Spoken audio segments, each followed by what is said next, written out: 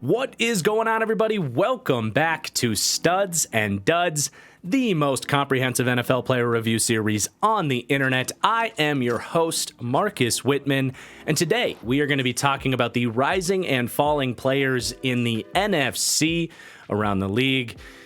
A little bit of a schedule change here. In our first episode of Studs and Duds this season, we tried to do it all in one. It turned into a massive 3-hour endeavor. It was just not sustainable for me with my weekly schedule and my own mental health. So I hope this schedule works for you guys as well.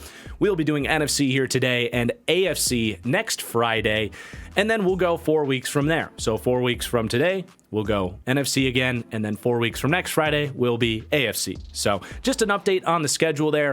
And then before we get started, if you could do me a huge favor, guys, please do hit that like button down below. The last episode of Studs and Duds was my most liked video since the season started, but also my most viewed video since the start of the 2022 NFL season. So it goes to show you that hitting that like button really does help with that YouTube algorithm, helps push this video out to more NFL fans like you. If every one of you could go down, just take a second to hit that like button, we could take Studs and Duds to the moon, so it would really show your support for my channel. Let's aim for 3,000 likes and beyond for this one. I really appreciate it. While you're down there, make sure you're subscribed. If you're not already, you can drop a comment down below if you agree, disagree, if there's any players you think I left out.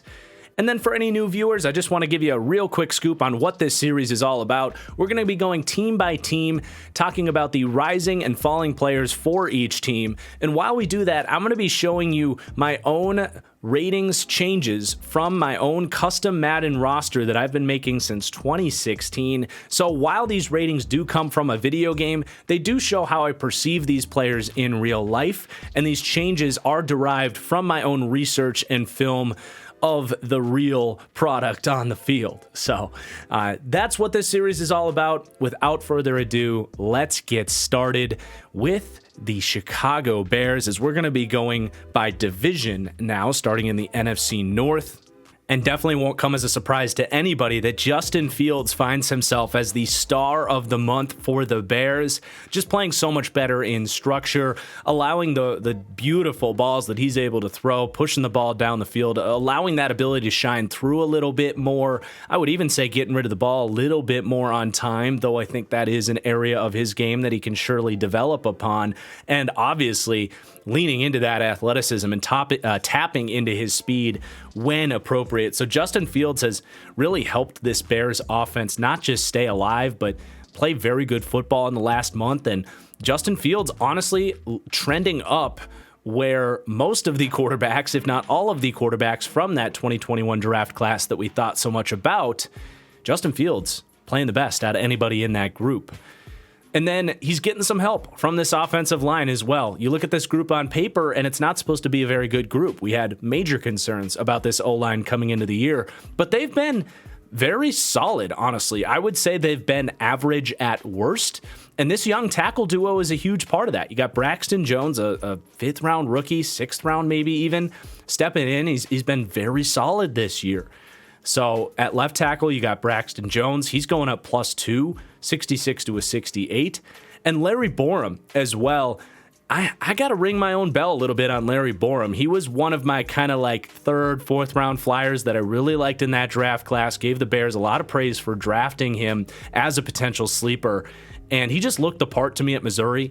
And ever since he's taken this job for the Bears at right tackle, I mean, it speaks for itself, the fact that he kind of forced them to slide Tevin Jenkins inside because they had so much faith in Larry Borom there. He's been really good as well. So a young tackle duo growing together with their young quarterback. And you got to also acknowledge that Tevin Jenkins, who was really drafted to be a tackle of the future for this team, was flushed inside because these other young guys are stepping up. And there was some he was unsettled, I suppose, for lack of a better word there. And he was in trade talks in the preseason, but the coaching staff, Matt Eberflus, they settle down with Tevin Jenkins and say, look, man, I know you think you're a tackle, but we think you can be a hell of a guard here for this team. And you know what? They were right, especially as a run blocker. That mauling mentality that he had at Oklahoma State is thriving at right guard. So some young pieces really to build around for the Bears. You still got Whitehair at left guard playing well. Center, they're trying to figure out right now. But that's been just another pleasant surprise for the Bears. As for the defense, these young defensive players getting so much playing time here, and some of these guys are stepping up and showing that they can be a piece of this defense, that they have a long way to go. But Dominique Robinson, a late draft pick, I want to say a 5th-round pick. I mean, he's going to be a full-time starter now, essentially, with the trade of Robert Quinn, or at least he'll be a full-time player in this rotation. And he's shown some juice. A couple weeks in a row, or a couple of studs and duds in a row, rather, just, showing enough as a rotational pass rusher that he can win some reps. He's got some impressive physicality and pass rush moves. So a player to keep an eye on as he starts to probably get more opportunities here. And then this young secondary's looking borderline good. I mean, Jalen Johnson just continues to be a stable rock at corner when they need it. That's kind of what he was coming out of college, and as long as he's been healthy, he's been a starting borderline number 1 corner, and he just continues to trend upwards. Kindle Vilder as well, trending upwards yet again. +2, 70 to a 72.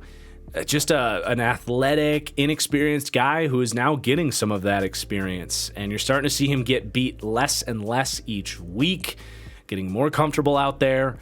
And a playmaker there as a CB2 and maybe a potential long-term starter for them. I think he does have the physical tools to be that. And then Jaquan Brisker, 2nd-round pick for the Bears. He is really shining. And I did not raise him in the first episode of Studs and Duds because A, I liked him already. 73 is a respectable rating for a rookie. But B, he missed a lot of tackles in those first few weeks of the season. Not so much anymore. He's continued to be there in coverage and make plays when the ball comes his way. But as that run support safety, he's been much more reliable as well. So it looks like they hit on Jaquan Brisker in the 2nd round for the Bears. Then we'll head east to Detroit, whose star of the month is a rookie safety as well in Kirby Joseph out of Illinois. Been fun to watch Kirby Joseph play a lot of free safety. He played a lot of kind of split cover 2 shell at Illinois, and we didn't really get to know exactly what kind of range and explosiveness he might have as a true single high free safety here in the Lions defensive scheme, and he's thriving there. He's not just coming downhill and forcing a couple highlight fumbles these last couple weeks, because that's just one nice thing. He's been there in coverage and really has not been beat. He has been an upgrade from a coverage perspective, probably to both of their safeties, certainly to Deshaun Elliott. And he just looks like a good safety. Now, he's had some missed tackles. He's not perfect, but looks like they found someone in Kirby Joseph, who was a safety that myself and a lot of people liked in this draft as a prospect. But then on the offensive side of the ball, we've got Brock Wright, who's really going to be put into an opportunity for a lot more reps after this team obviously traded away TJ Hawkinson. Brock Wright does kind of feel like a player that kind of slipped through the cracks a little bit. Comes out of Notre Dame. He is an athletic guy from a testing perspective. Good athletic testing numbers. But obviously out of Notre Dame, a school that has produced some tight ends in the NFL and is about to produce another one is it Michael Mayer? Is that the guy? But Wright was an undrafted pickup last year. He played well in very small opportunities, very, very small. And I think they kind of like this guy. I think he might be a reason that they were willing to trade away TJ Hawkinson, that they think Wright can become something like that. He's a good blocker. He's showing a little bit after the catch. So definitely a player on watch list, as that tight end position has now become a huge hole for the Lions, although maybe not if Brock Wright keeps playing like this. Then on the offensive line, a little bit of movement. Taylor Decker, their left tackle, he's been far from a train wreck, but his pressure rate and all that, he's not grading out as well this year. One of the top tackles in the NFL, not playing up to that rapport this year. So going to go down 2 for Taylor Decker. Still a very good player, however. Evan Brown, on the other hand, is going to go up +1. Brown was the guy that stepped in and played center when Frank Ragnow went down last year and looked pretty good. Now he's playing right guard, as they've had a big problem there at right guard, and if he settles in as a starting caliber right guard after he looked good at center last year, that really completes this Lions offensive line. And then back to the defense here, Alex Anzalone, who we lowered in the first episode of Studs and Duds. We lowered him 2. He's going to get 1 of those overall points back. He's been a much more secure tackler. He's just been settling down straight up, so he's going up. Jeff Okudah, a +1 here for this month. You know, he was a little bit better, I would say, in the first month of the year, but still been very stable. Looks like that first-round corner that they invested in, and they feel pretty good about him being a long-term starter for them. And Will Harris is a fascinating player as well. He actually caught my attention when I was prepping for this team for the deep dive, but was just super inconsistent as far as his week-to-week performance. But you can see the athleticism. He's a former safety here, a 3rd-round pick out of, I think, Boston College. And it could just be he needs some time to learn the cornerback position. But he's had a really good month here, just kind of rotating, playing a little bit of everything. But a good athlete, figuring some stuff out. Inversely, Amani Oruwariye has probably played his worst football in his career here this season, which is bad news for him. He had a career year last year, and coming into this year, it was like, can he repeat that and get a big contract? Now it's more like, can he turn this around and avoid getting benched? Because right now, he's not looking like a starting caliber player and not looking like a piece of the future here for Detroit. I also wanted to note Aiden Hutchinson, who has come on much more these last couple weeks. I still think he's rated appropriately as a 78 for a rookie, which is really good. He had some down weeks in there, but these last couple of weeks, he's starting to play up to that 78 and might start trending up from that number. All right, the Green Bay Packers, not going to get a star of the month here. They've lost 4 straight, and almost nobody is stepping up here, honestly. They're hoping to turn things around in a big way, and Aaron Rodgers is going to have to be a big part of that, but right now he's got to come down. He's just not playing like that number 1 quarterback in the NFL, the back-to-back MVP. Now, I do think he had his best game last week against the Buffalo Bills. I do think a lot of the discussion of him having a bad season is dramatically overblown. He's had some down games. I still think he's a top 5 elite quarterback in the NFL.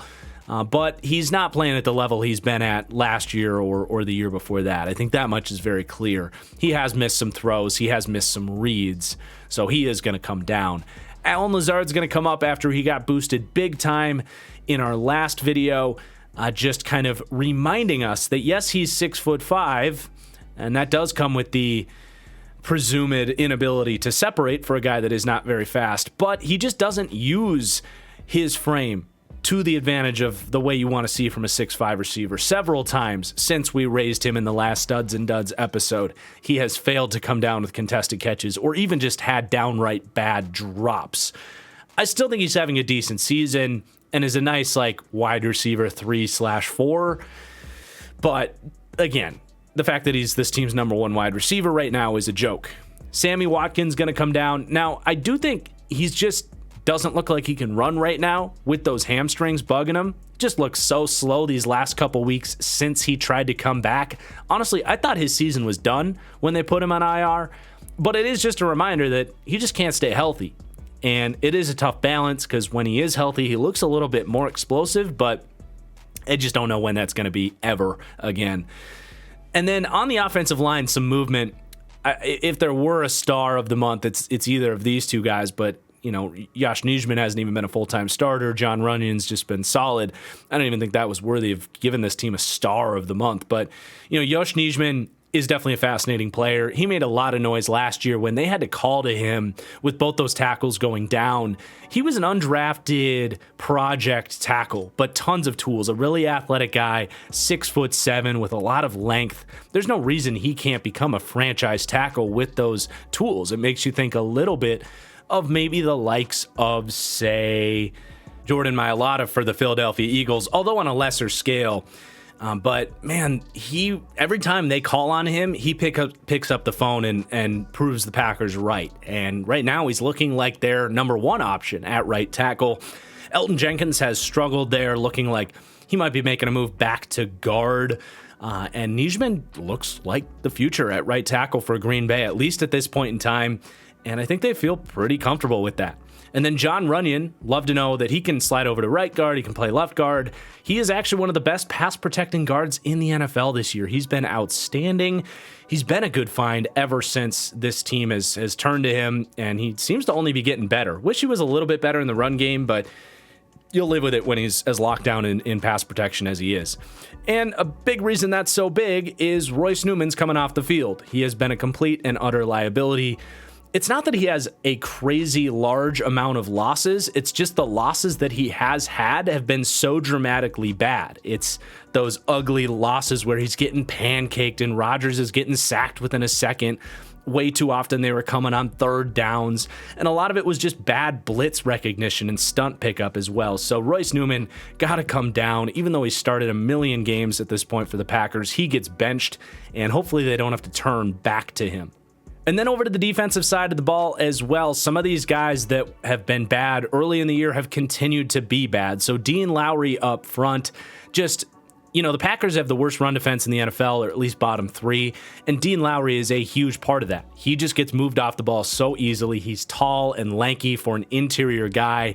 He's adequate as a rusher, but he's not doing enough to compensate for how bad he's been against the run, really for a long time now, but his pass rush rates have come down from where they've been in years past. So I can't believe they haven't really benched him or frankly even released him to get a guy like Devontae Wyatt, who they spent a first-round pick, out there much more. It just doesn't really make sense, but there's a lot of things that this team does from a personnel perspective that doesn't make a ton of sense to me. One guy that is playing really well is, I want to say, fifth-round rookie Kingsley Enagbare. And think back to the draft. This is a guy that I was actually lower on. I had I think, fourth to a fifth round grade on him. People had him as a second or third round guy. But, I didn't think he had crazy bend or explosiveness or high upside at the position. But where the Packers got him became a steal in the fifth round because he is big and physical and definitely fits the mold of a really nice early down rotational edge guy who is probably best as a run defender, but I do still think he has a lot of pop in his hands and some craft to get after the passer, a high motor type of guy. So I do see Enagbare supplanting himself as, at worst, a third edge guy here in Green Bay. And then both these safeties got to come down, especially Darnell Savage. He has been possibly the worst starting safety in the NFL this season. Green Bay runs this complex quarters split safety defense that really demands a lot of pre-snap recognition, a lot of ability to break down route concepts and snap onto routes and understand what's going down in front of them. And Darnell Savage is just absolutely clueless. Even if he is such a great athlete, it's doing him no good back there. And now he's missing tackles. He's been a problem in the run game. They're kind of debating if he needs to be benched or moved to the slot, where I actually think he'd be a very good cornerback. I kind of have a closet. Actually, it's not even a closet take at this point. I actually tweeted that he could have a Byron Jones-esque career trajectory with a move to cornerback, a position group where he's not forced to think as much and can play more man-to-man and lean into those athletic tools a little bit more. Green Bay would be smart to make that type of a move. Unfortunately, that defensive staff has not been particularly smart, so we'll see what they do there. And, hey, it doesn't help that Adrian Amos is not playing great next to him either. He's been such a rock in coverage for years here, and not so much this year. He's just not really been there deep down the field and hasn't been as good against the run either. So not a whole lot of good going on for the Green Bay Packers. The only team here that's not going to have a star of the month. We might have been better off doing a dud of the month, giving it to maybe Darnell Savage. Before we go any further, let me tell you about my friends at SeatGeek. Whenever I'm going to sporting events, I buy my tickets on SeatGeek. It is, in my opinion, the #1 ticketing app out there, and I've tried them all. You consistently find the best prices there. They have a great user interface that'll help you find exactly where you want to sit. And if you're going last moment, you'll get your tickets on the app within moments of your order. And now, by using promo code FranchiseGuy, you'll even save $20 on your first purchase. So if you plan on going to any sporting events or concerts, it's a no-brainer. You're already going to get the best prices there anyway. You'll save $20 on that price, and you'll support my channel in the process. So that's promo code FranchiseGuy on SeatGeek, and let's get back to it. But let's move on to the Minnesota Vikings, the last team in the NFC North here. So the star of the month, a couple options here, but we're going to go on the offensive line with Christian Darrisaw, first-round pick in 2021. Love this dude's upside, and he seems to maybe be reaching it already here in year one. Been locked down in pass protection, but paving ways in the run. He's just awesome. No way around it. Reminded me a lot of Trent Williams, watching him back in college. Maybe not quite the freak athlete, but it makes sense why in this system with similar wide zone Shanahan concepts that he has been this team's Trent Williams light. And it's been a big impact on this offense for an offensive line that hasn't necessarily been great over the years. But hey, Kirk Cousins playing much better this year. Maybe not much better, but he's just playing really well. Passes the eye test to me, playing so calm and collected within this offense. So he's going to move up. He's been tough to stop this year. Alexander Madison's going to go up. He's running with his hair on fire in a contract year, breaking a ton of tackles. He's had some just big clutch runs and big moments for this team as well. So he looks like a beast and like a guy that I think is going to force the Vikings' hand to make a decision on do they want to stand by Dalvin Cook, who's still good, but not maybe as elite this year. Do you want to stand by him and pay him?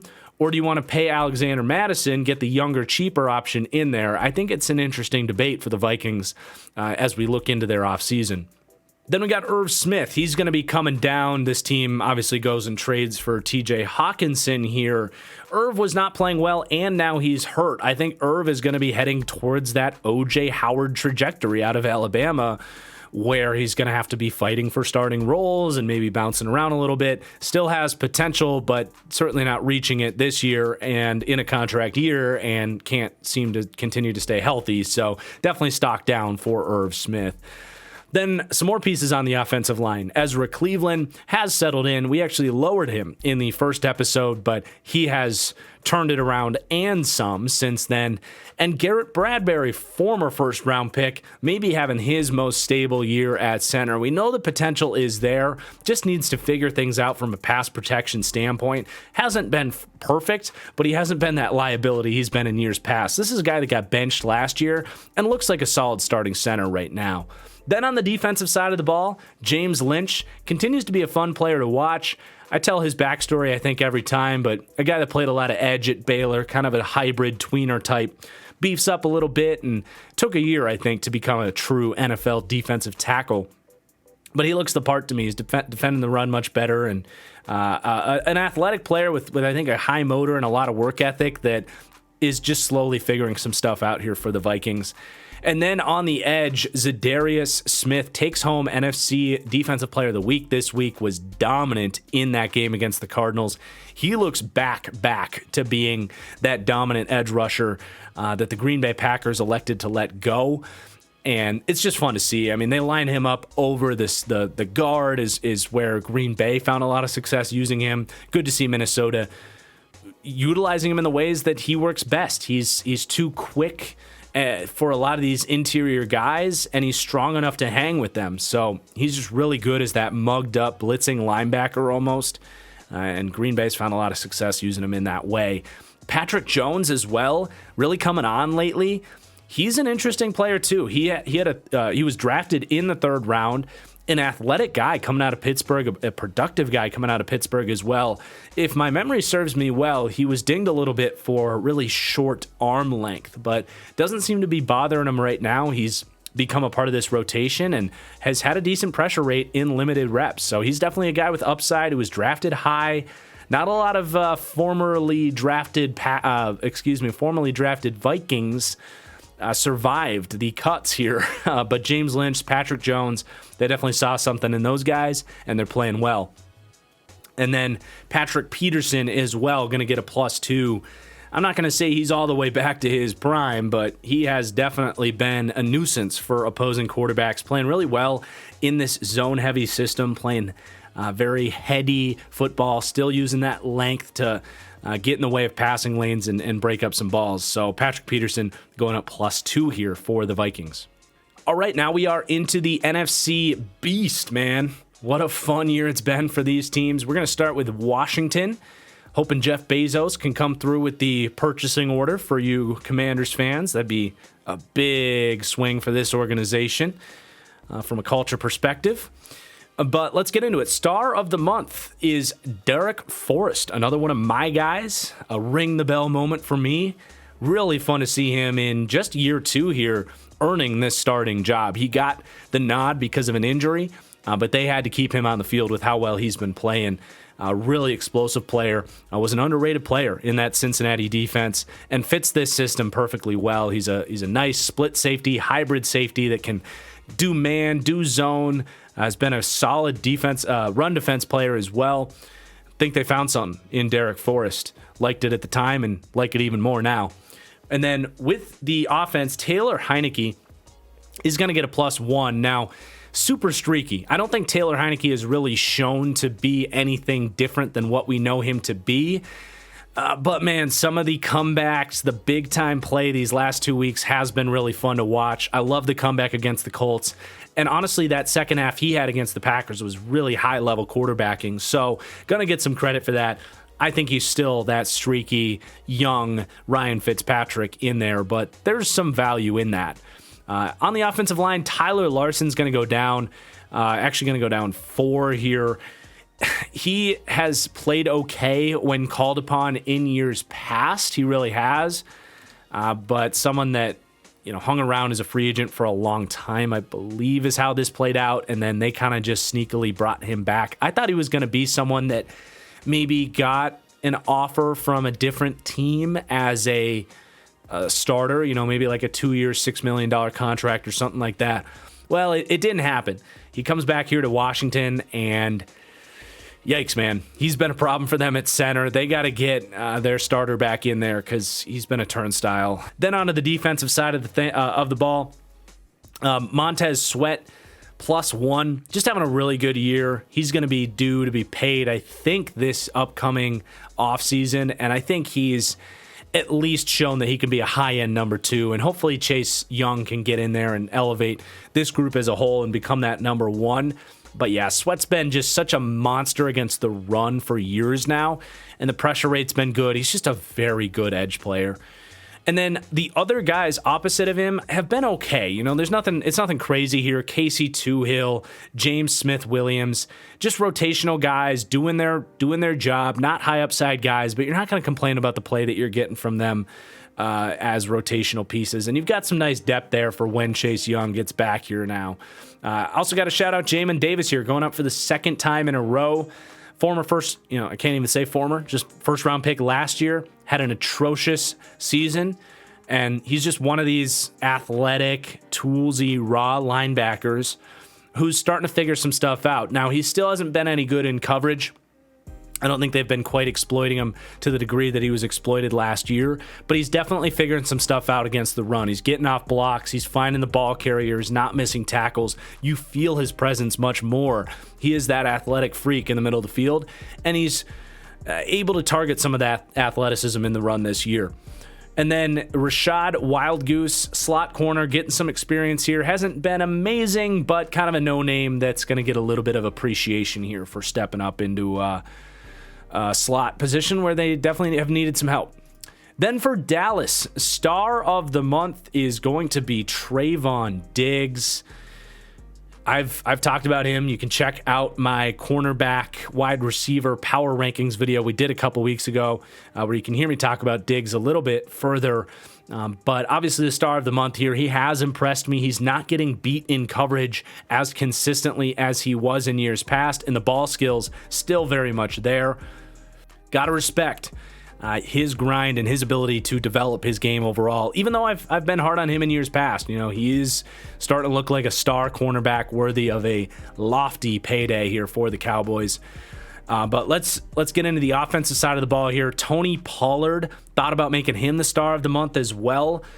Zeke has missed a couple games. Zeke has been a guy that's been so reliable, but Tony Pollard finally getting that full workload, and my goodness, is he explosiveness.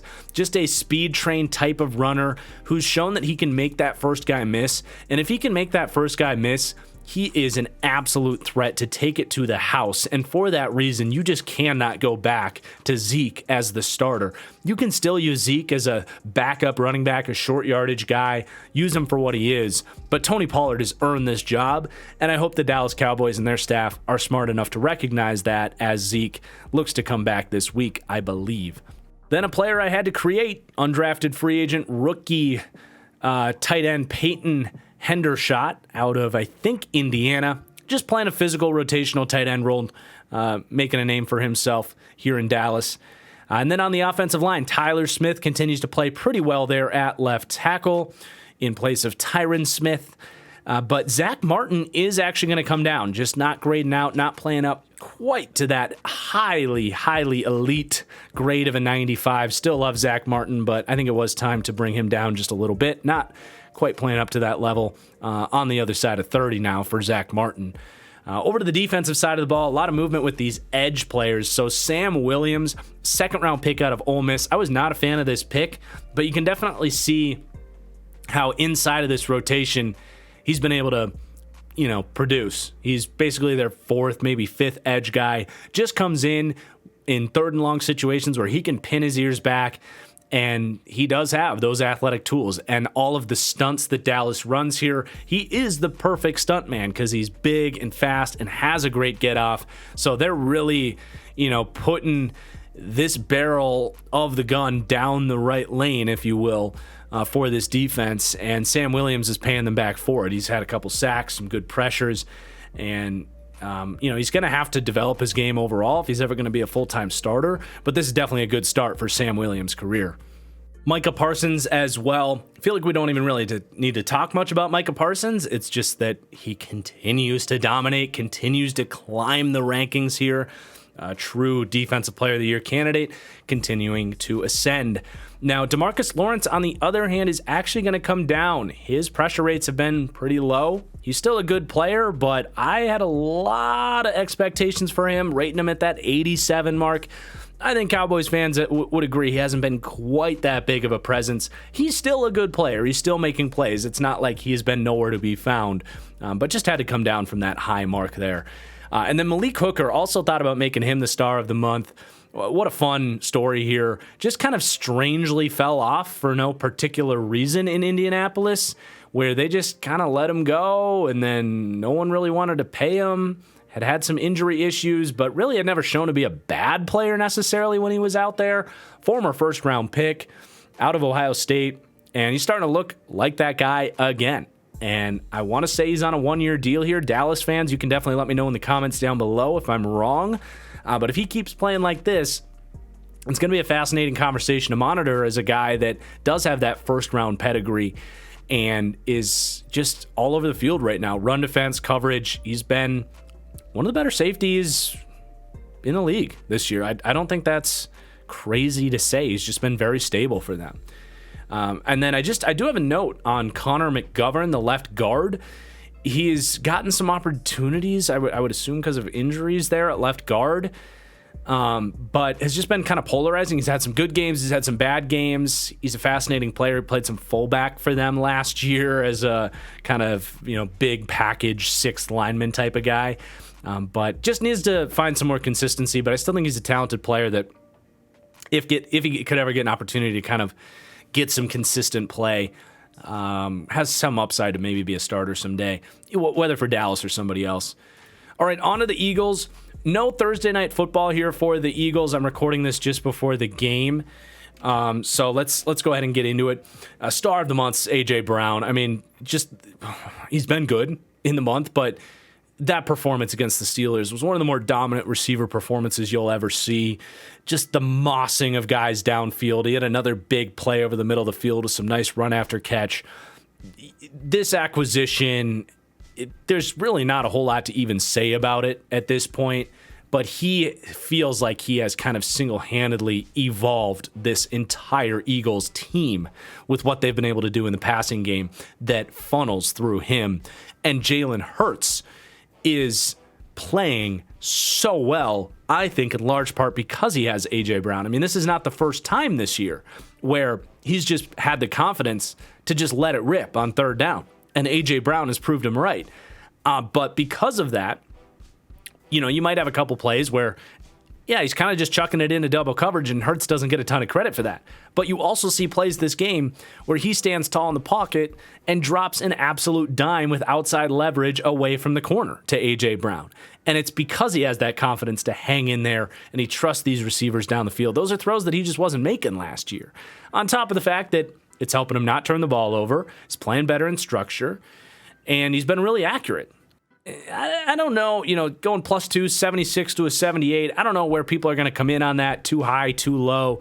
If he keeps playing like this, he's going to keep going up. He's coming up from a pretty low rating where I didn't think his tape was all that good last year. He's been a new man this year, and he's got another half of football here to get into the MVP conversation. So Hurts is killing it. Landon Dickerson as well, young offensive lineman. He's been mauling dudes in the run game. He's been a good player since they drafted him, but he's playing some of his best ball right now. And then in the secondaries, we talk about this defense that's also succeeding. I think the guys in the front seven have pretty much been themselves this month, which is a bunch of good players. But these guys in the secondary are playing even higher than expectations. Darius Slay and James Bradbury, both of these guys made that top 10 cornerbacks power rankings video that I made last week. So you can go and check that out if you want to hear me rave about these guys. But, just two, I would say probably the best cornerback duo in the NFL right now. And then Josiah Scott, I think it was week 5. Vontae Maddox missed that game. Josiah Scott's an interesting, really athletic slot corner out of Michigan State that the Jags traded here to the Eagles. Hasn't gotten a lot of opportunities, but a talented player that I liked coming out of college, and got an opportunity to start in the slot there week 5 and made the most of it. He looked really good, so he gets a +1 for that one performance. And then rounding out the NFC East with the New York Giants. A lot of movement here for this stunningly good Giants team. So the star of the month for me, I actually have Darius Slayton. Now, you could have put Daniel Jones in there. These guys kind of go hand in hand. But I put Darius Slayton because this wide receiver room is so dire if you look at who else they have to work with. But Darius Slayton kind of, that meme where the hand comes out from the grave? That was like Darius Slayton. He was written off, really had fallen off the last couple of years after looking really good out the gate in his career. A guy that used to be a very good vertical threat, but just fell off the face of the earth. And when this team needed somebody to step up, Darius Slayton rose to the occasion. He's been really good again. Looks like that old guy who can, that old Darius Slayton who can stack on the outside, track deep balls, win over the middle of the field with a good release off the line of scrimmage. A guy that you can't just protect vertically because he can get off press and win on a slant very quickly. And he's been Daniel Jones' number one by far. So Darius Slayton to me is the star of the month. But Daniel Jones playing really good as well. He did not play really great against the Seahawks. I do think that's worth noting. But you look at the other 3 starts this month, very sound, protecting the football, very accurate, and definitely deserves to come up as he looks at least like a quality starter at the quarterback position. Then a lot of guys that kind of play around the line of scrimmage here. So Saquon Barkley, his play speaks for itself. He looks like the old Saquon. I think before we started lowering him last year, I had him at a 90. So he's kind of back to that. Just, man, his ability to make guys miss, his ability to hit home runs and get into space. He is such a fun freaking player. And it's so good to see him back healthy for the Giants.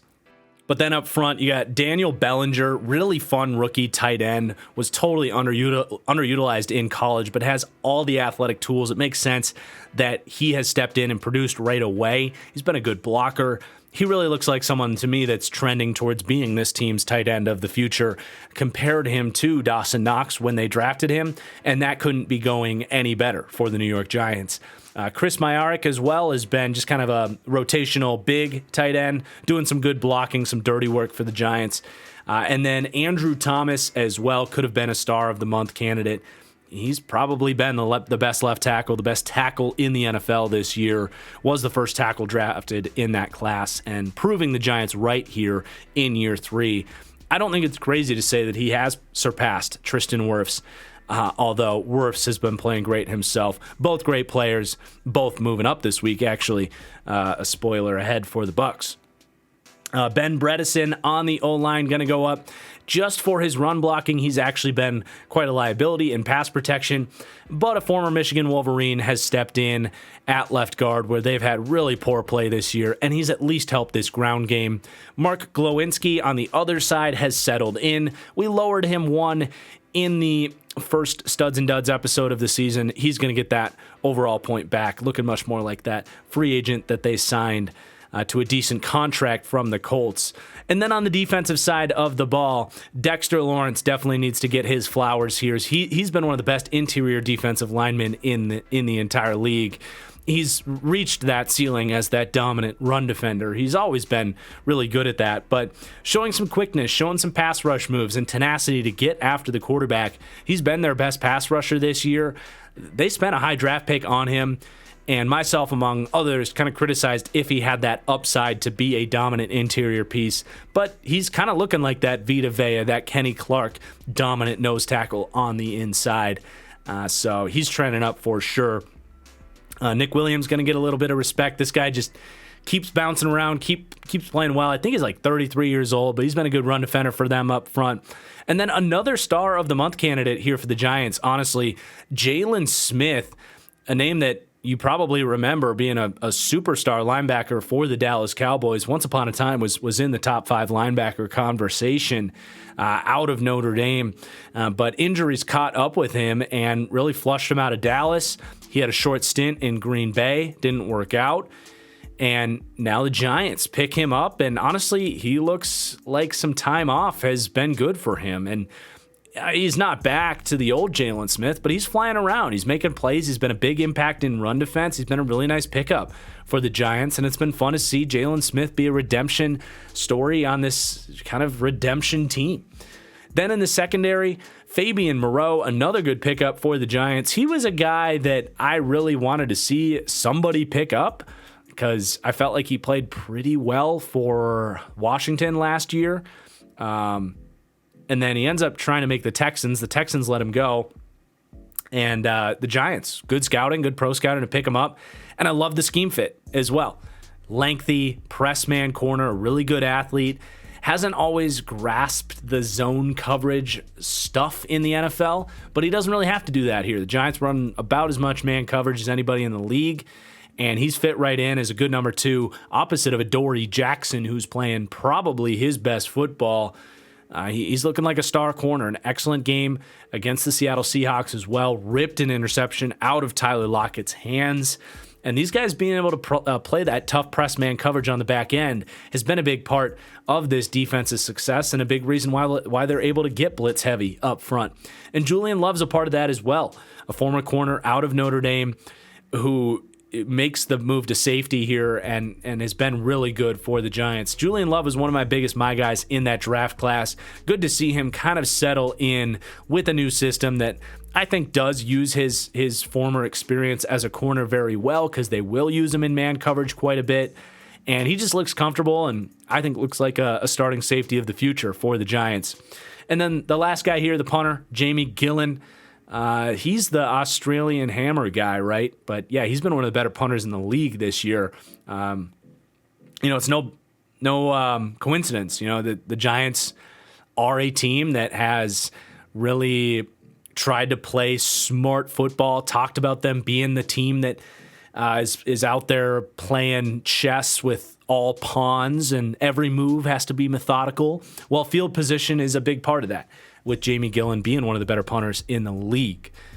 Real quick, I just want to remind you guys, you see me repping the TFG hoodie here today. The official store of That Franchise Guy is open for business. You can visit thatfranchisestore.com. We got hoodies like this. We've got trucker hats like this. We got some other cool stuff up there. It's a really fun site to just check out what offerings we got. You can rep the brand. You can support the brand. It's thatfranchisestore.com. And let's get back to the video.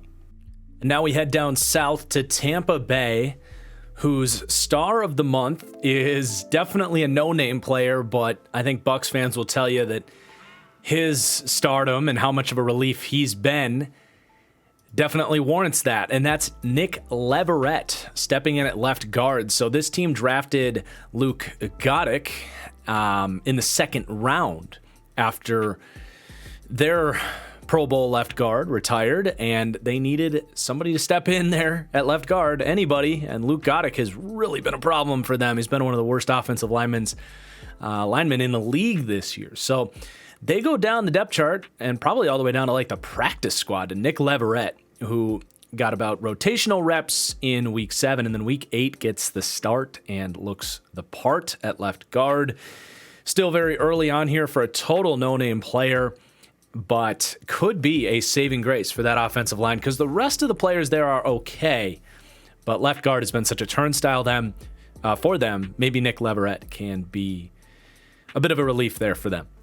And then Tom Brady's going to come down as well. I really don't think the Bucs' problems are Tom Brady related, and surely him not having an incredible staff around him or an incredible supporting cast around him really this year certainly isn't helping him play better, but you are seeing more mistakes, more missed throws than what we've seen from Brady certainly last year and in years past here in Tampa Bay. So -1 for Brady. Then both these running backs going to get some movement. Leonard Fournette looks like he got paid and checked out. He just does not have that same juice. He's not making defenders miss. He's had several plays this year where the vision frankly looks very concerning for him. So he's going to come down 1. Got to start playing better there. But the running back, Rachaad White, is coming for his job. 3rd-round pick out of Arizona State, showing better vision, showing better explosiveness. Their run game has looked much better when they go to him. And I think we're going to start to see a turning of the guard. And that Leonard Fournette contract is looking really unfortunate for this Bucs team. And then we have some receivers on the move here. Russell Gage has been one of the more disappointing free agent signings in all of football this year.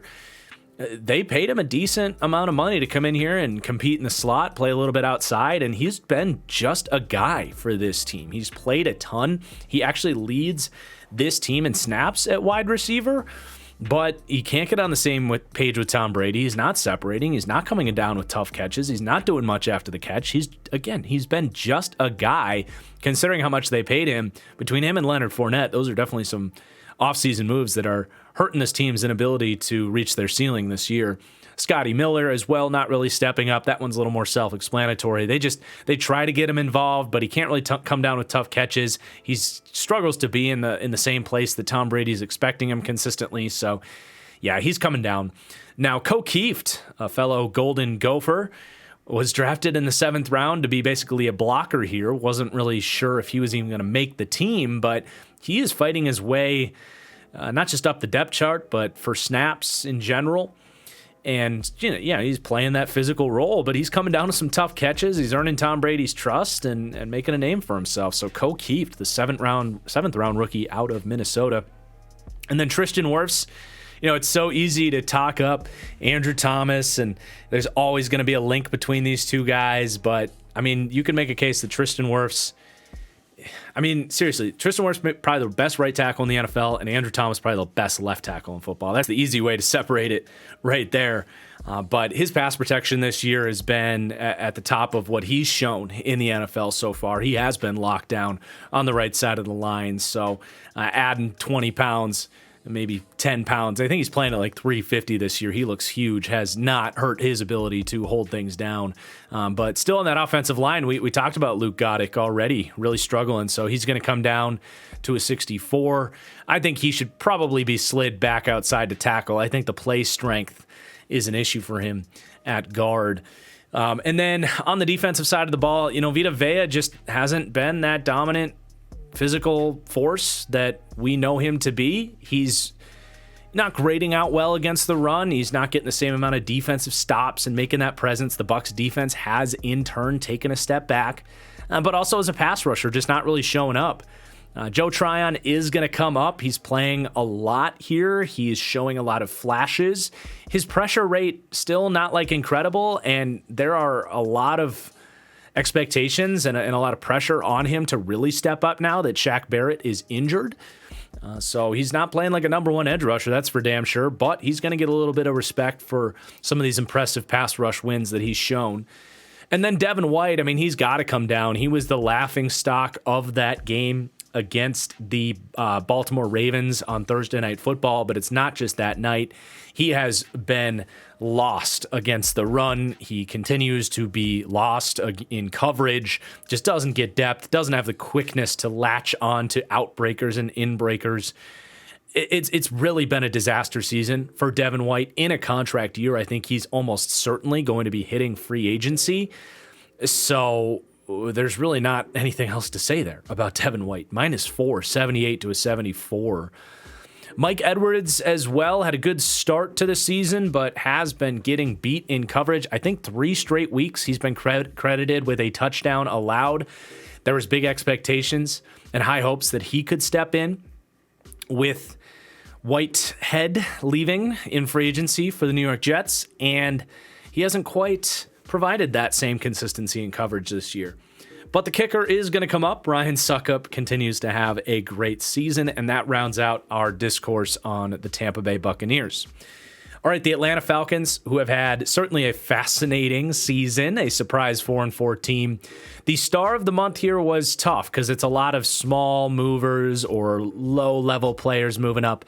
But Taquan Graham really ascending on this defense, and it's a group that they really needed someone to step up. A 5th-round pick out of Texas with a lot of physical abilities.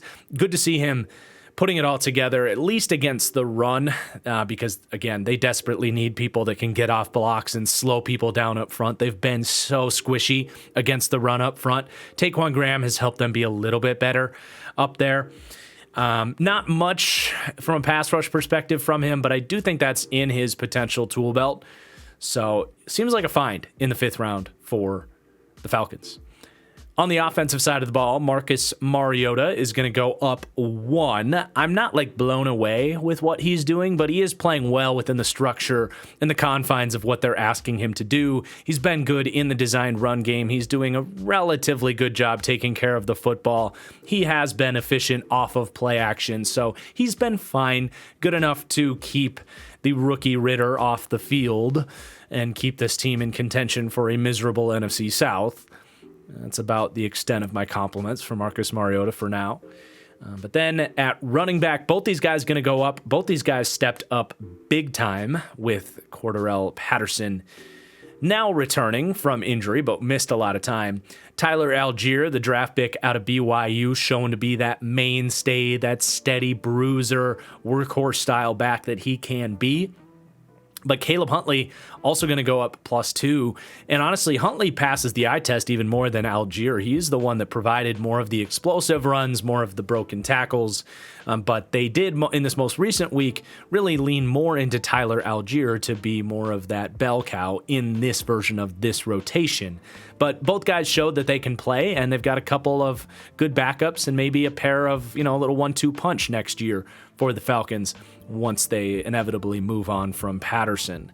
Then these wide receivers are all stepping up, a bunch of low-level guys. Olamide Zaccheaus, fun player, man. He's 5'8", really good route runner, secure hands. He is good for what he is as a wide receiver 3, a guy that can be a problem over the middle of the field and kind of get lost in between those zones and be a tough guy for man cover defenders to keep up with. Damiere Byrd, also a journeyman speedster, playing some of his best football here in Atlanta, especially these last couple weeks. He's been like their number 1 receiver, or at least their primary big play threat. And yeah, he's still got the speed. He can catch. He's your typical speedy wide receiver. He's got his weaknesses as a shorter guy without a lot of strength. But for what he is, you like it. And then Michael Pruitt is back into a Shanahan system. He's done it many times and just plug and play. Showing he can slip out on play actions and catch touchdowns and be a adequate lead blocker, so he's getting in the mix with that tight end group. And then on the offensive line, Elijah Wilkinson, a journeyman veteran lineman, playing good football. He seems to have maybe secured that left guard position. It's been a little bit on and off with him, but they haven't really had a good answer there. Jalen Mayfield has been horrible, so that could be a Band-Aid plug-in as a starting guard there, Elijah Wilkinson. And then Drew Dahlman surprisingly won this starting center job over Matt Hennessy. Struggled a little bit out the gate, but he, I think, has settled in a little bit in pass protection, doing okay as a run blocker. Really good athlete out of Stanford. He does have starting potential, but he's got a ways to go yet. He has been far from starting caliber, I would say, but he's getting there. And then on the defense, Arnold Ebiketie, really their only semblance of a pass rush. I think they had, it was either 4 or 6 pressures in the Week 8 game against the Panthers as a team. 3 of them were Arnold Ebiketie. He is very polished coming out of Penn State, and he's putting it to work right away here in the NFL. Full-time starter at this point, and he looks pretty solid. His production is right there with all of these first-round guys. Thibodeau, Hutchinson has kind of passed these guys up a little bit, but Trayvon Walker, I thought Ebiketie and Trayvon Walker were pretty damn close as prospects, and Ebiketie's outproducing them to this point.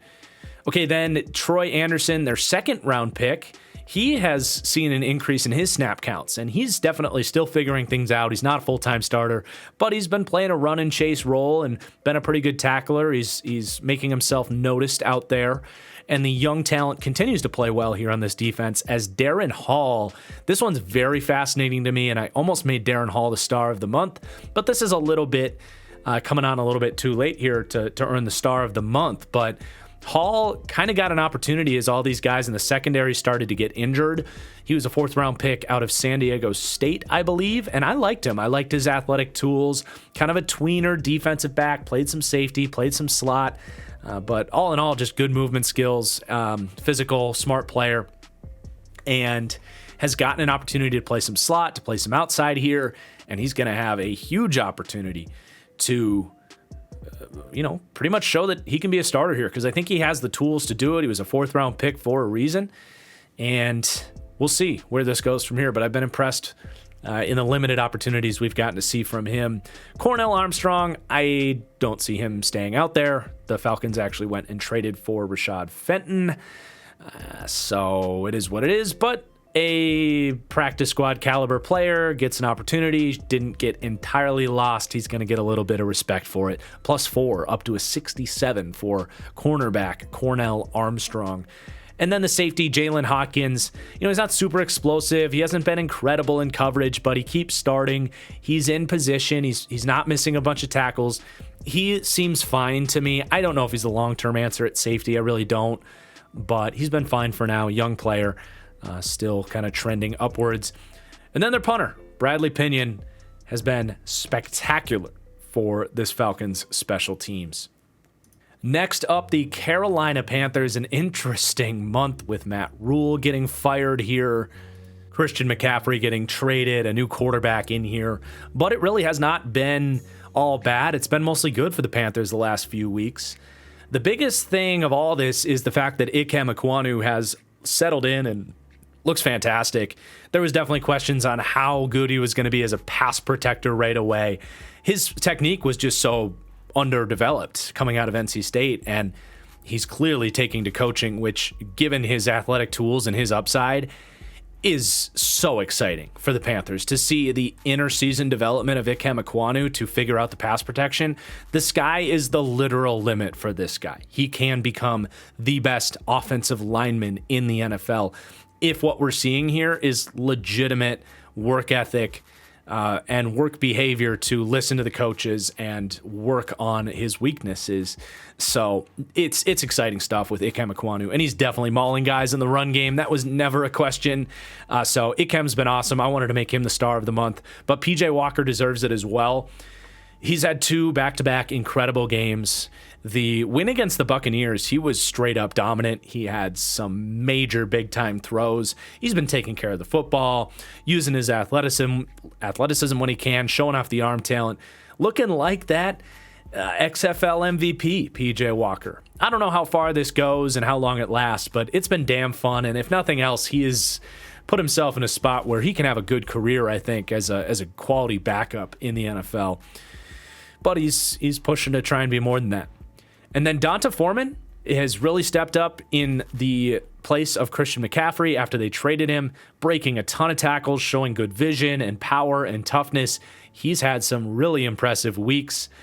And, he kind of got his first real opportunity last year for the Titans when Derrick Henry went down. Was just kind of assumed, it's just a product of the system. He's not that great. He's whatever. But, he had his moments and comes in here in Carolina, looks pretty damn good. He was a third-round pick out of Texas with good athletic tools. There's no reason Donta Foreman can't be a starting running back in the NFL. So we'll see if he can kind of sustain this pace and if the Panthers want to give him an extension to be their starter. Really good to see the Panthers get Terrace Marshall going.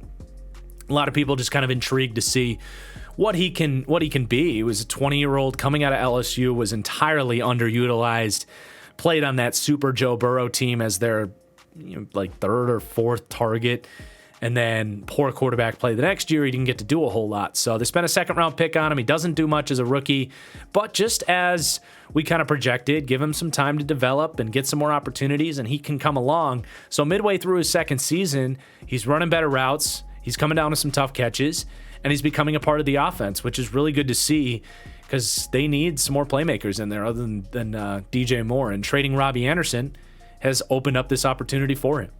So +2 for Terrace Marshall. And then on the offensive line as well, Brady Christensen, he's kind of benefited from the Ikem Ekwonu addition.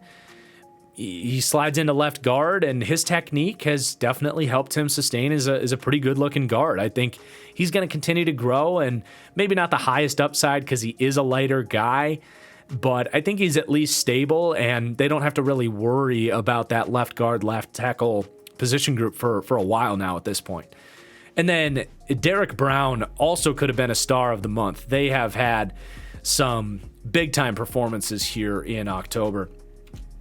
He has kind of reached his own potential. He was a top 10 pick himself, and someone that reminded me a ton of Kenny Clark coming out. Kenny Clark, you'll remember, took a little bit of time to become a dominant player. Derek Brown, I don't know why I keep saying Brown, but Brown definitely looks like that type of player. He's been rushing the passer really well, pushing pockets, putting pressure on quarterbacks, but has also had his best year as a run defender, playing with that gap discipline and getting off of blocks really well. So Derek Brown trending up for sure. Eddie Pinheiro, the kicker, however, Panthers fans aren't going to argue with this one. He cost them that game against the Falcons and kind of derailed any hope this team had of rallying with a couple of horrible kicks. And it's not like he's been that great beyond that. So, he started the year well, but last few weeks have been rough for him. All right, the New Orleans Saints, another team that's had an interesting month with Andy Dalton stepping in as this team's starting quarterback. And I am going to have Andy Dalton as the star of the month. He really has been spectacular. And I think some people don't quite realize that because of the primetime game where he had the 3 interceptions. 2 of them weren't even really his fault. One of them certainly wasn't. The other, the pressure got in on his blind side and impacted his throw. But the fact that one was in the red zone and that one was not good, but then the 2 pick sixes right before half that kind of lost them that game. Primetime game, Andy Dalton, people look at that and just kind of write him off. But, man, you get rid of those interceptions, and he's been like a top 10 quarterback since he stepped in for the Saints. And that's not an exaggeration. I mean, the context of this season, it definitely helps that out. But he's been legitimately good. He's been good on third down. He's found tight window throws. He's used his legs when he needs to. And he's earned the starting job. So Andy Dalton +2, 70 to a 72.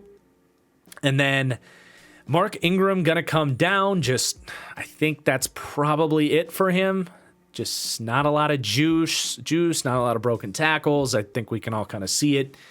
A lot of receivers here going up. Rashid Shaheed needed to be created, was not in the game, but definitely worth talking about here. Really interesting, explosive, skinny guy out of Weber State. He has made plays every week now, and I think he's here to stay. Really fun player out of nowhere.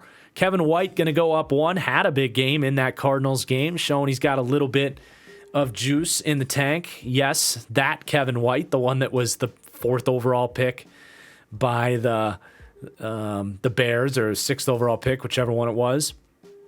And then Chris Olave continuing to dominate. And with Michael Thomas done for the year, he's going to be this team's alpha, this team's number one. And all the talk in the draft was, can Chris Olave be a number one? Well, with how he's playing this year, he's running routes to all 3 levels. He's been coming down to some tough contested catches. We questioned that several weeks ago, and he immediately showed up with some tough catches over the middle, some tough catches with guys draped all over him. And yeah, he looks the part, man. +1 for Chris Olave, up to an 80 as a rookie there. And then James Hurst, just the more games he plays, the more he goes up. And I was stunned that no one wanted to pay him. Over the last 2+ years for the Saints here, he's played a lot of games because Teron Armstead's been hurt, and every time he's stepped in, he's played pretty well. He, to me, is a starting caliber left tackle, and the Saints got him back for free, and he continues to play like that, so he's going to keep going up for it. However, Andrus Peat, I think this is also probably it for Andrus Peat. He has lived off of the Pro Bowl votes that he got years and years ago as a former first-round pick on a good Saints offense. He's just terrible. He's been annihilated in pass protection seemingly every week for the last 20 starts of his. I don't get it. I've never gotten it with Andrus Peat. Something about this team, they like him, but week after week he's losing ugly, and it's been more of the same this year. On to the defensive side of the ball, Malcolm Roach is going to go up. Another Texas interior defensive lineman. Him and Taquan Graham, very, very similar profiles here. And similarly, Malcolm Roach, a little bit undersized, very athletic, and has stepped up against the run in a rotational role up front. However, this edge group is going to see some drops. Cam Jordan and Marcus Davenport going down. Straight up, these guys have not lived up to their pedigree. Cameron Jordan especially, going to be 34 years old next year. Pressure rate way down. Still defending the run at a high level for such a big edge rusher. But Saints fans aren't going to disagree with this one. He has been much harder to find this year than in years past. And Marcus Davenport, he's been a little bit better. It's not that he's having a horrible year, but he has been a little bit less efficient than last year, a contract year. You expected more from Marcus Davenport, and he's not really delivering. I'm curious to see what they do with this edge group.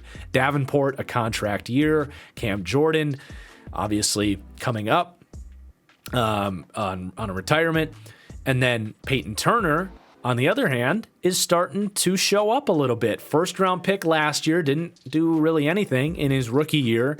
Was a really raw piece coming out, but an ultra athlete and similarly built to a guy like Davenport and Cam Jordan with that length, speed, get off profile.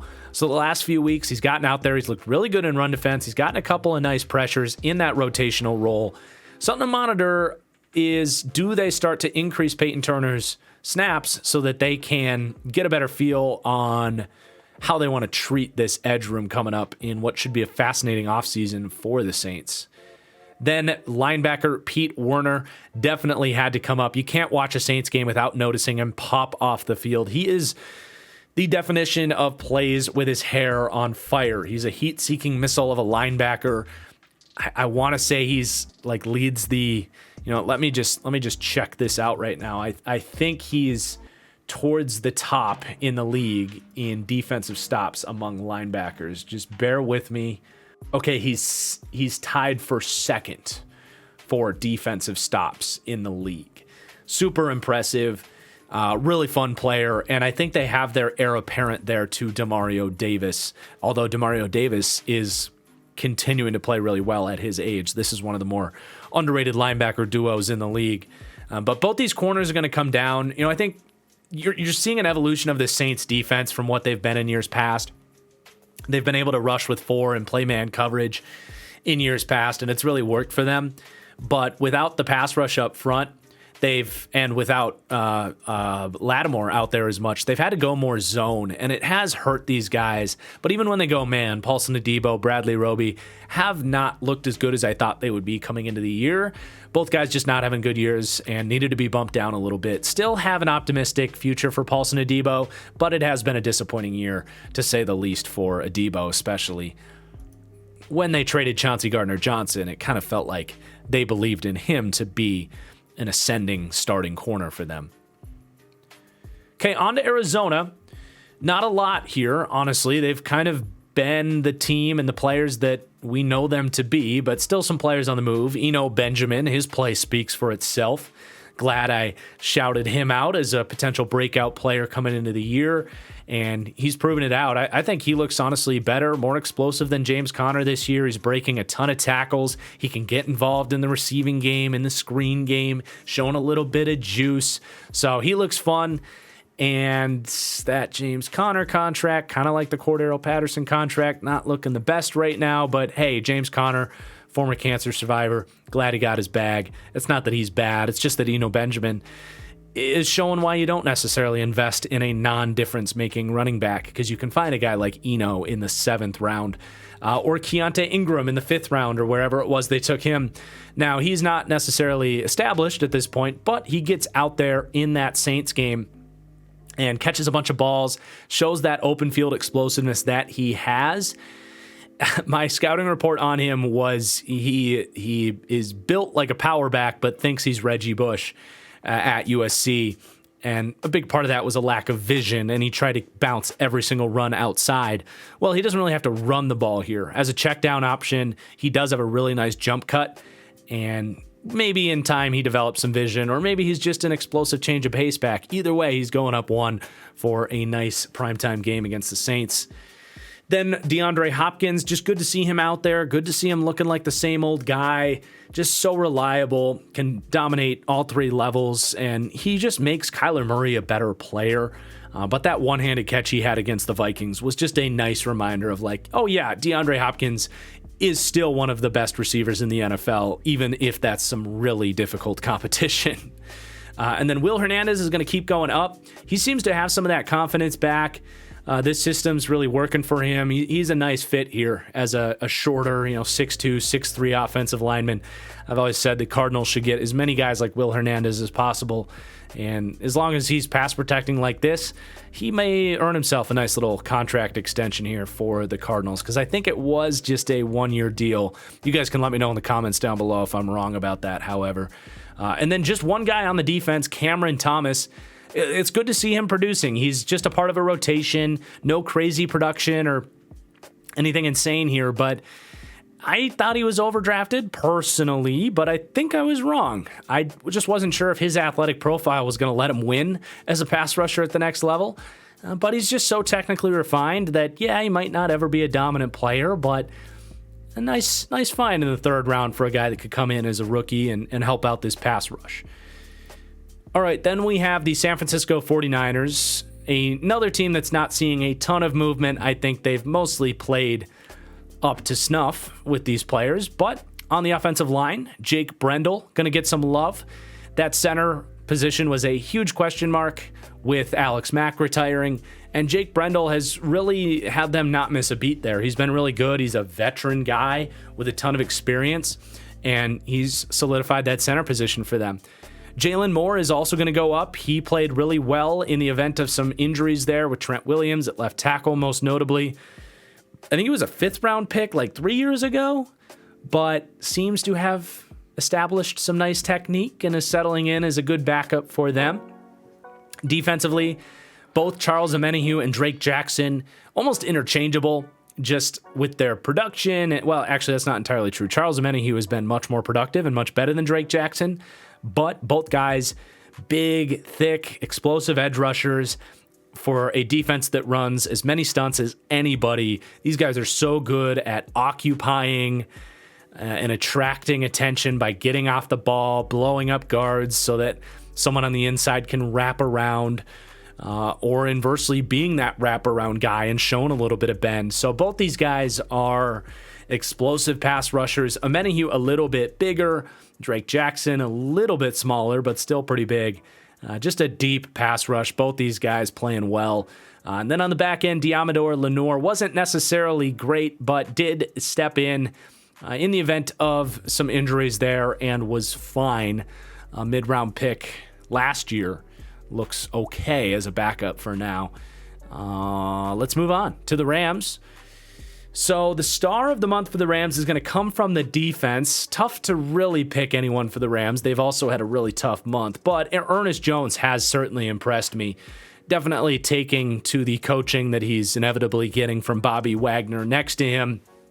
He's shown a little bit more range and disruptiveness as a cover player that he didn't show as a rookie. His tackling's been very consistent. Just looks like a good find as a third-round pick a year ago out of South Carolina. And with Bobby Wagner's mentorship, I think Ernest Jones is going to be a piece for a while here for the Rams. But let's talk about this offense. Matthew Stafford is going to come down. The offensive line does make it tough on him, but he also has made some mistakes in his own right. He's got just 9 big-time throws to 10 turnover-worthy plays this year, so he's putting the ball in harm's way. He's not been quite as explosive. He's still a really good player, and this isn't anything dramatic. But after that big end to last season, he hasn't quite been that guy. Cam Akers is going to come down as well. I mean, there's just something going on there. I also what we saw from him last year, I just don't think he's as explosive as he was pre-injury, and I think the Rams maybe know that. Maybe the rest of the league kind of knows that, as nobody traded for him. But yeah, -2. I'm not giving up on Cam Akers' career, but they clearly are just kind of out on him at the moment.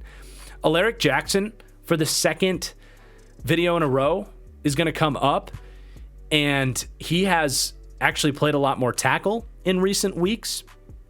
With those injuries to Joseph Noteboom at left tackle, that is his natural position, not guard, and seems to have figured some stuff out. He is an interesting player because once upon a time, he was in first-round mock drafts out of Iowa, but never really gained weight and never developed his technique. He goes all the way undrafted with a lot of questions, honestly, about work ethic and gym behavior, on if he has that, gym rat mentality where he can add play strength and become an NFL offensive lineman. That's why he went undrafted. Well, if the Rams have unlocked that in Alaric Jackson, you might see a bit of a diamond in the rough here. Now, it's very early. He's had some bad play on tape as well, but mostly good this year, and he's a fascinating player. He's probably going to go back to the bench for the foreseeable future with Joseph Noteboom returning to the lineup, but certainly someone to keep an eye on there with Alaric Jackson. Then on defense, Marquise Copeland, a rotational defensive end, has played his role as a high-effort early down defender, and then Justin Hollins has taken a step back. He's going to come down. He was a tweener type coming out of Oregon with a lot of length, but a really light player who played some off-ball, played a little edge, just not much of a pass-rushing skill set. And honestly, I think we're just seeing everybody in this front take that step back with Von Miller leaving, because Leonard Floyd has to become the 1, Justin Hollins has to become the 2 instead of the 3, and they're being revealed for who they are. And Justin Hollins just is not a pass rusher at all. He frankly shouldn't be out there in pass rush downs, but he has to be because the rest of these guys aren't any good up front. So he's honestly been a bit of a problem for that edge group. And then the punter, Riley Dixon, has been spectacular. He's going to go up +2 for the Rams. Okay, the last team here, the Seattle Seahawks. This is an exciting one to end with. A team that has been one of the surprise teams of the year, if not the biggest surprise team of the year. And you know it. Geno Smith, star of the month, actually wins NFC Offensive Player of the Month, deservedly so. And let's talk about Geno Smith for a little bit. And I've kind of made these points before, but let's reiterate it. So what's really interesting is he was a pretty highly perceived prospect, right? Athletic tools, incredibly productive.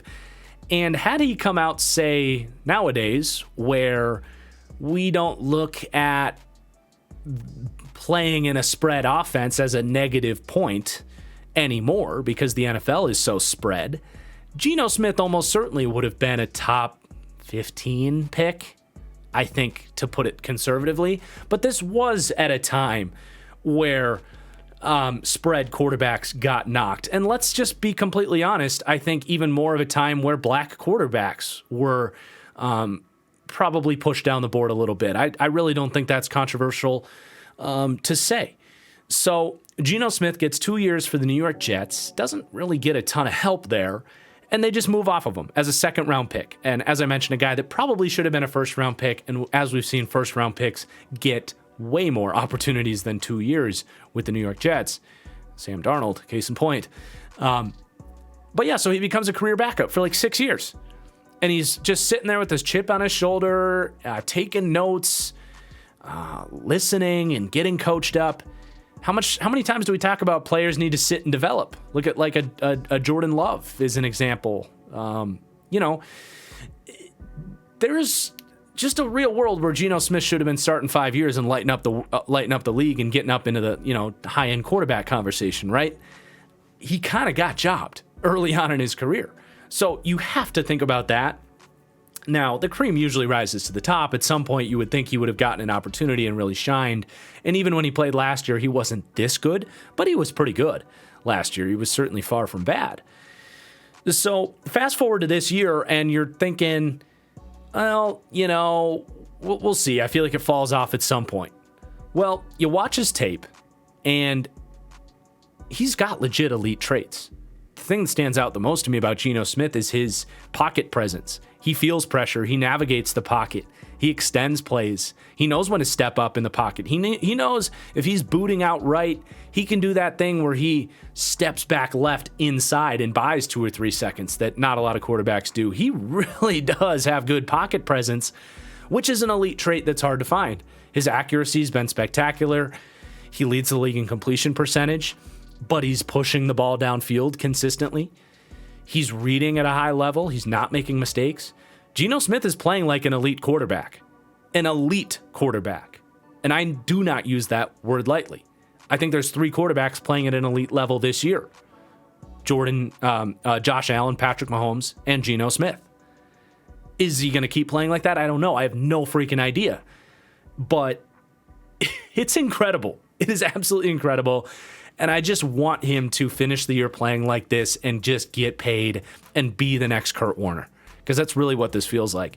So let's give Geno Smith his flowers. Star of the month for the Seahawks. I think star of the month for the entire NFC. But the rest of the Seahawks are stepping up too. So Kenneth Walker looks really good. They haven't missed a beat in that run game with him. And it's not a slight to Rashad Penny, but Kenneth Walker is so explosive. That jump cut, that ability to make defenders miss. It's special. It is up there with guys like LaShawn McCoy and the truly elite in-space running backs in the league. So if his vision and his consistency can get to a good point, he can be one of those top 5 backs in the league. Then you got Travis Homer's been really good as a third down back, kind of getting an added opportunity these last weeks since Penny got hurt. Just smooth hands, good receiving back, nice player. Marquise Goodwin as well at wide receiver has stepped up big time. Once upon a time, Marquise Goodwin was a legitimate paid starting receiver for the Niners, just could never stay healthy. But if he's back playing with that confidence, he's a really good number 3, and that's what he's playing like right now. We know he's got that vertical speed. He's not a bad route runner. His hands are hit or miss, but he's been a fun player for them. Will Dissly's having a huge year as well. He goes up for the second studs and duds in a row, showing much better contested catch abilities, very reliable tight end, and honestly, he has kept someone like Noah Fant off the field a lot of times and kept a guy like Noah Fant from being terribly productive here. Then we get to the offensive line, where Abraham Lucas is going to be going up. What a find he was in the 3rd round. Just really polished as a pass protector and has been doing that from the get-go. He's maybe slightly outplayed Charles Cross. Charles Cross has played pretty well too, though, especially recently. I've got Charles Cross as a 73 right now, so I think that's pretty fair for Cross as well. Just not going to go up for him. But more guys on the interior offensive line playing well. Seahawks fans, please do let me know in the comments down below. Is this a straight up competition between Phil Haynes, or is there a injury rotation situation here? Because both Gabe Jackson and Phil Haynes have played decent amount of snaps the last few weeks, and both have played great. Phil Haynes is fascinating. He ended up starting a playoff game several years ago in his first start and was really good. And then he goes back to the bench. But when he's played, he's been good, especially in pass protection.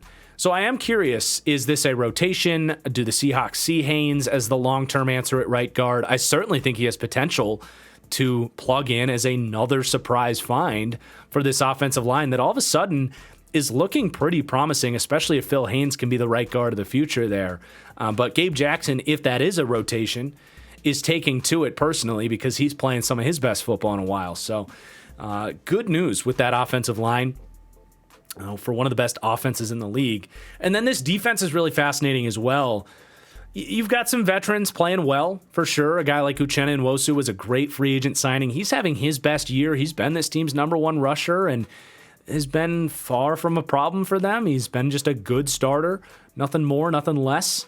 Can do a little bit of versatility stuff, dropping into coverage as well. And then you got a guy like Ryan Neal, kind of a guy that's been here forever, stepping up in place of Jamal Adams as their safety. He's a lengthy 6'3" athlete that I'm not going to say he's got a low upside, but has been here for a while with some opportunities and has never done this. So I don't know how long this is going to last with Ryan Neal, but there's a lot of young defensive players here that look like building blocks for the future, which is super exciting, especially with Jordan Brooks. He's not just a building block. I mean, he's kind of the face of this defense right now, former first-round pick. He's definitely figuring some things out. He's still not a great cover linebacker. I think he's a little bit of that headhunter. He steps a little bit too far up against play action. There's still room to grow there.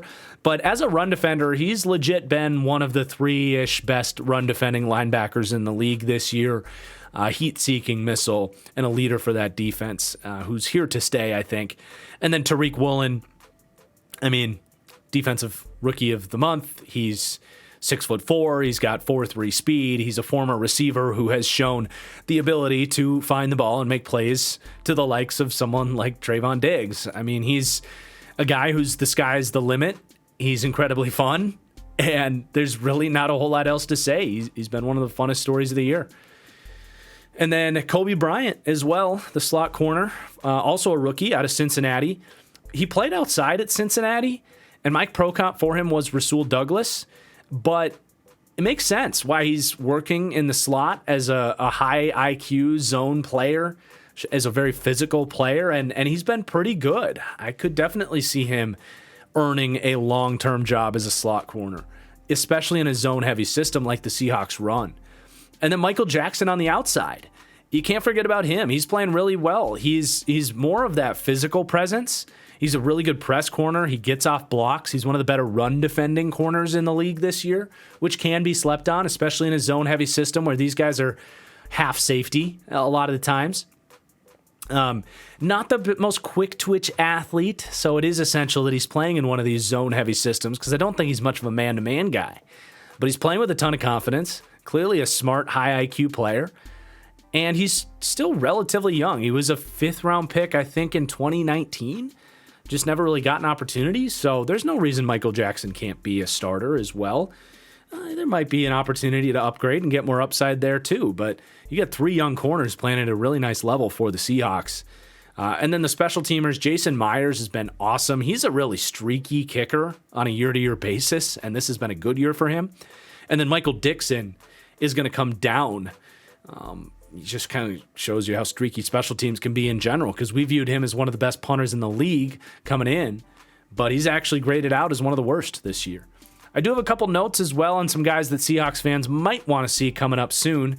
Darrell Taylor has had a couple sacks. He has like flashy wins. I don't hate Darrell Taylor. I just want to see a little bit more consistency before we bump him up. We've got him at a 73 right now. I think that's appropriate. Very similar to like Joe Tryon, right around the same level.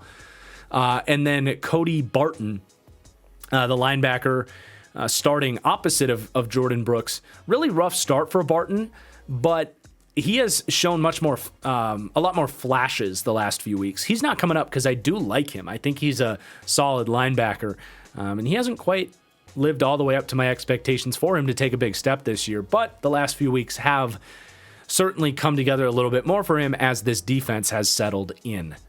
And voila, we are done with the NFC at least. We'll be back again next Friday for the AFC, so make sure you guys are subbed up so you don't miss that.